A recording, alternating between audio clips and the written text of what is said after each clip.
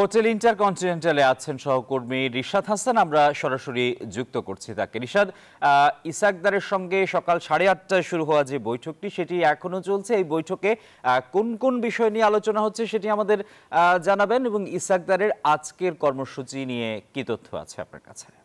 আপনাকে অসংখ্য ধন্যবাদ টিপু। আপনি জানেন যে ইসাকদারের আজকে সকালবেলা যে প্রাতরাশ বৈঠক সেটি এইমাত্র শেষ হচ্ছে। সকাল 8:30টায় শুরু হয়েছিল এবং সেই বৈঠকে অংশ নিয়েছিলেন বাণিজ্য উপদেষ্টা শেখ বশিরউদ্দিন। এর পাশাপাশি কিন্তু আমরা দেখতে পেয়েছি যে বাংলাদেশ ব্যাংকের গভর্নর আহসান এস মনসুর, বিডার চেয়ারম্যান আশিক চৌধুরী সহ রাজস্ব বোর্ডের চেয়ারম্যান এবং বেসামরিক বিমান ও পর্যটন সচিব তারা কিন্তু আসলে সেখানে অবস্থান করছিলেন এবং সেই বৈঠকটি কিছুক্ষণ আগে শেষ হচ্ছে।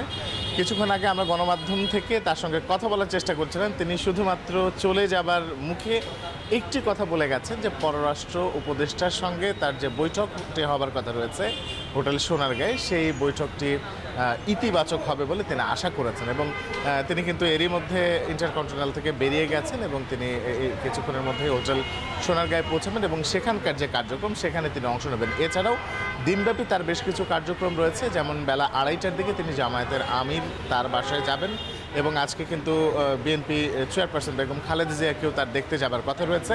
এছাড়াও কিন্তু আরও বেশ কিছু টুকটাক আশপাশের যেসব কার্যক্রম বা আনুষ্ঠানিক কার্যক্রম বা অনানুষ্ঠানিক মিটিং সেগুলোতে তিনি অংশ নেবেন এবং সব মিলিয়ে কিন্তু আসলে আশা করা যাচ্ছে যে তার যে আজকের দিনের যে দ্বিপাক্ষিক বৈঠকগুলো সেগুলো ফলপ্রসূ হবে এবং এই যে বৈঠকটি হয়েছে সেই বৈঠকে মূলত আলাপ হয়েছে দুই দেশের মধ্যে যে কূটনৈতিক সম্পর্ক, বিনিয়োগ এবং বাণিজ্যিক সম্পর্ক জোরদার করার বিষয় নিয়ে আলোচনা হয়েছে বলে এখন পর্যন্ত ধারণা করা হচ্ছে।